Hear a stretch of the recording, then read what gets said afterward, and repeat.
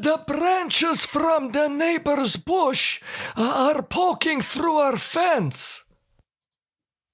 Well, why don't you cut them?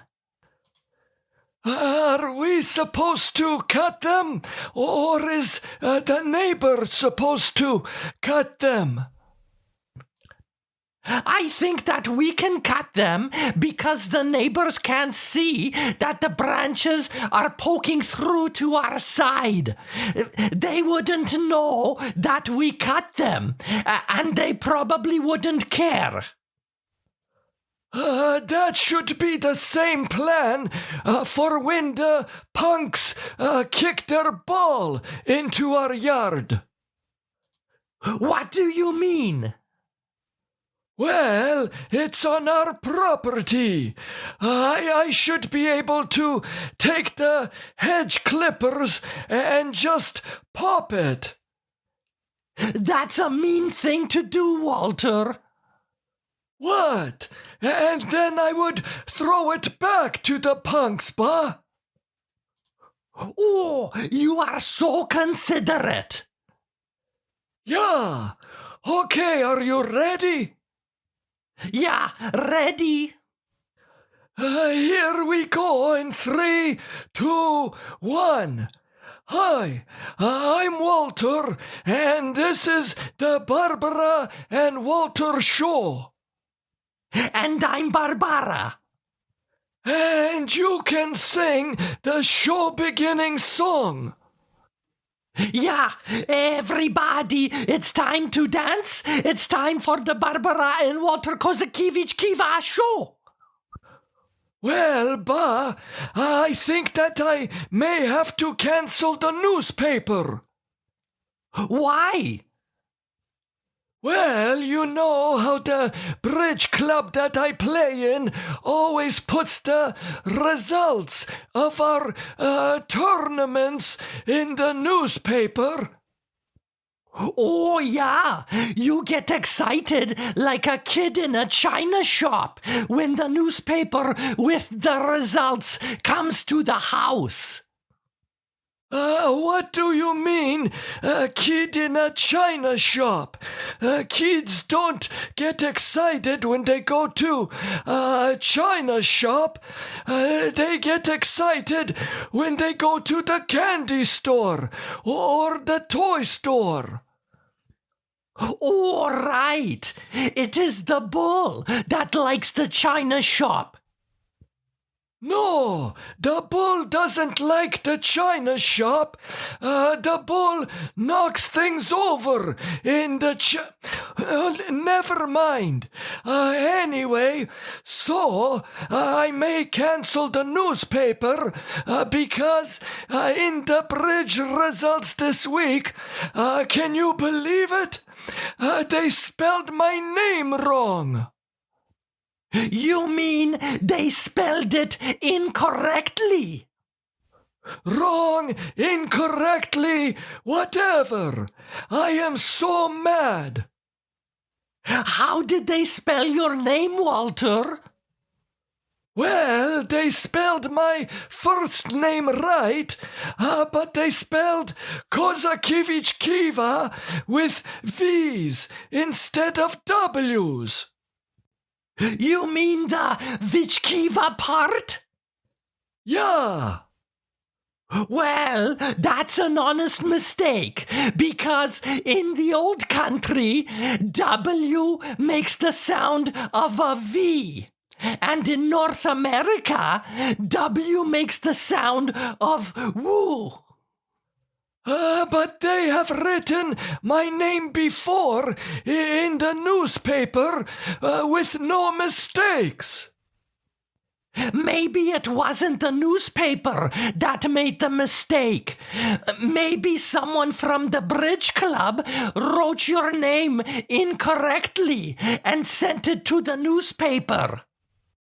Yeah, maybe, but either way, this is very bad.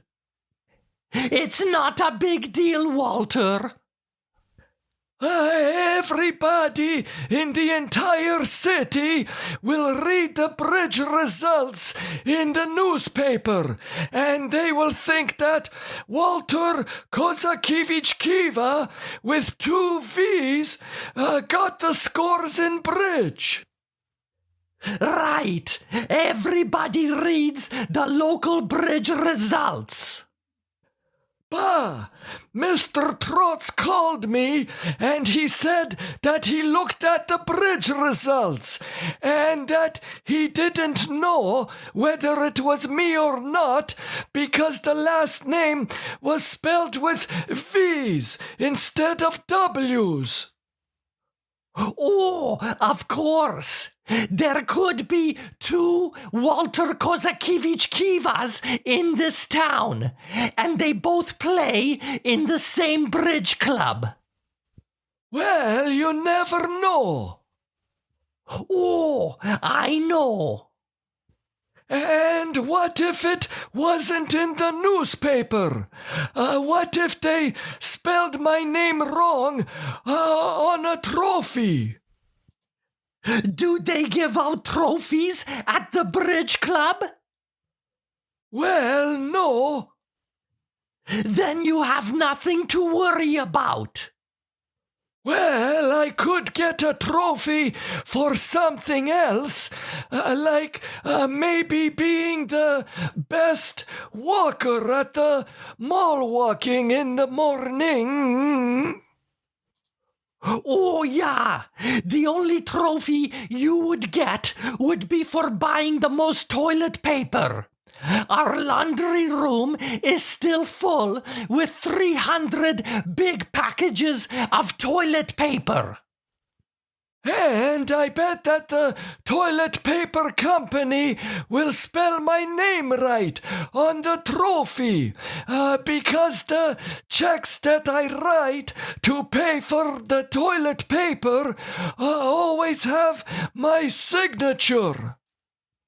And we'll put that trophy right next to the toilet paper in the basement. Bah! What is that box downstairs that says external hard drive on the top? It is an external hard drive. What the hell is that? I don't know. Richard bought it to transfer all of the pictures that we have on the computer. He will transfer them to this drive thing. We have transferred all of our pictures 10 times already. Yeah, I know. A long time ago, we had them on the floppy disk, and then Richard transferred them to the CDs, and then after that, he transferred lots of them to the stick, and now he is going to move them all to this extra drive thing. Yeah. What is the point? Back when I was my age, we used to get the pictures from the photo developing place, and then we always had them right in our hands. We used to put the photographs in the photo album or the cardboard box and shut up. But everything is digital now, and photographs take up less space than the big boxes that we have full of photographs in our storage room. I still prefer the old photographs that you can hold in your hands. I don't remember the last time that I had my picture taken. I think that maybe it was for my driver's license. Oh, bah! Do you remember Ivan Luparchik? Oh, yeah! Ivan Luparchik, that troublemaker. Yeah, do you remember probably over 40 years ago when he got drunk before he had to get his picture taken for his driver's license? Yeah, why did he do that? He just thought that if he looked the same as in the photo when he was drinking and driving, that he would have nothing to worry about when the police pulled him over. Idiot! He probably still drinks a lot nowadays. Oh no, he has been sober for 10 years. Really? Yeah, he died 10 years ago. Oh, are you hungry? Would you like a snack after the show? No, maybe we will have a snack when we watch the news on the TV. Oh, I don't think that I can watch the news on TV with you anymore. What? Why not? Because you're an angry madman lunatic every time we watch the news. No, I'm not. Walter, you are always yelling at the TV. That's crap. That's a lie. That guy is an idiot. I am just expressing my opinion. Last night, there was that politician on the TV, and you stood up and walked right up to the TV, and you put your middle finger right up to his face. Yeah, and I know that he felt it when I did that. Yeah, I'm sure. Well, what about you? The other day, I came home and you were sitting on the couch watching the TV, and you were yelling at the TV very loudly.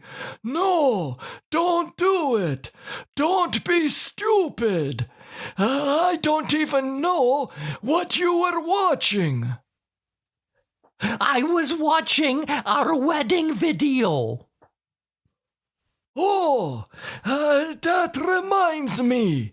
I saw that you had our marriage license on the kitchen table the other day. Yeah, I was looking for an expiry date. I know that you don't mean that and that you are just kidding because I saw that you were putting on your sexy underwear this morning that you don't wear too often. The only reason that I am wearing them is because it is laundry day. Oh. So, you don't want to watch the news on the TV with me tonight? No, I will watch it in the kitchen. Will I still be able to get a snack when I'm watching the news? I will think about it. Did we get any messages this week? Yeah, we did. www.barbaraandwalter.com. The first message is from Eddie in Redmond, Oregon.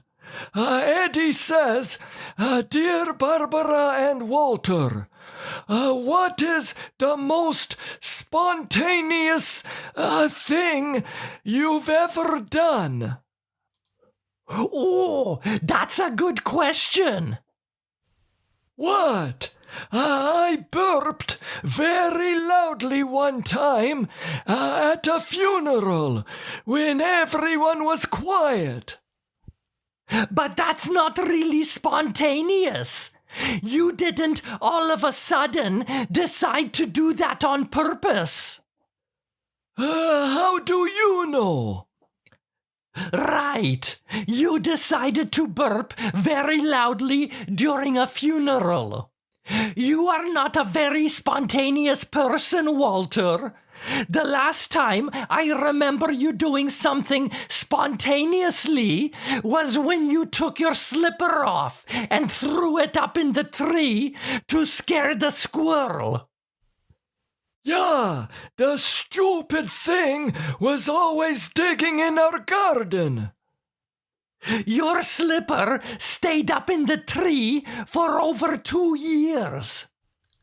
I think the squirrels slept in it, and the birds made a nest in it.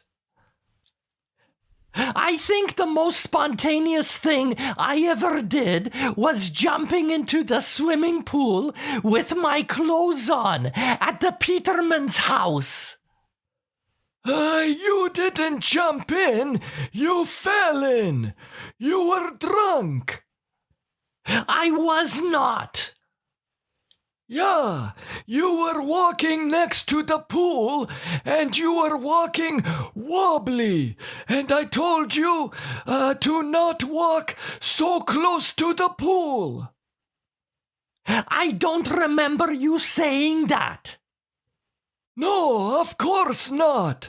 And when you came out of the pool, the water level of the pool was way down because so much of the water got sucked into your big hair.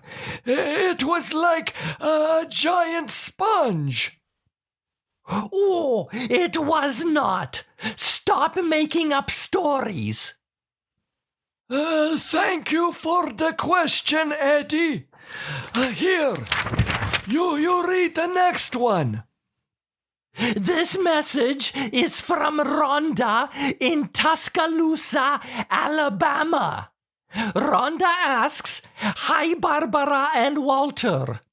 If you were the ruler of your own country, what would be the first law that you would put into place?" Oh, this is a hard one. No, it's not. It's easy. If I was the leader of my own country, the first law that I would create would be anyone who has the stupid Kleenex box at the back window of the car gets the $10,000 fine and 3 days in jail. What? For just having the Kleenex box in the back window? Yeah. That's ridiculous. No, it's not. Those Kleenex boxes back there are stupid. If the driver driving the car needs to blow their nose, how the hell are they going to reach the Kleenex when the box is way at the back of the car? And also, how can the driver see out the back window with the Kleenex box there? That's dangerous, and it can cause the traffic accidents. So that's the first law that you would create. A $10,000 fine and 3 days in jail for having a Kleenex box in the back window of the car. Yeah. What law would you create first, Ba? I would make it a law that everyone over 21 years old has to either volunteer at an animal shelter of some sort for 1 day a month, or donate $5 each month to an animal shelter, or adopt an animal for 1 month in the year. Oh, that's a very admirable law that you would be creating, Ba. It is as important and impactful as my first law. How does putting people in jail for having Kleenex boxes in their cars have the same impact as helping animals? Well, by putting the Kleenex box peoples in jail, that makes for the safer roads and fewer accidents. It actually will save lots of lives. You should call your country Idiot Land. Oh, very funny. Thank you for the question, Rhonda. Okay, go ahead and sing the show-ending song. Yeah, sorry to leave, but this is the end of the Barbara and Walter Kozakiewicz Kiva show. Bye. We will talk to you soon. Bye-bye.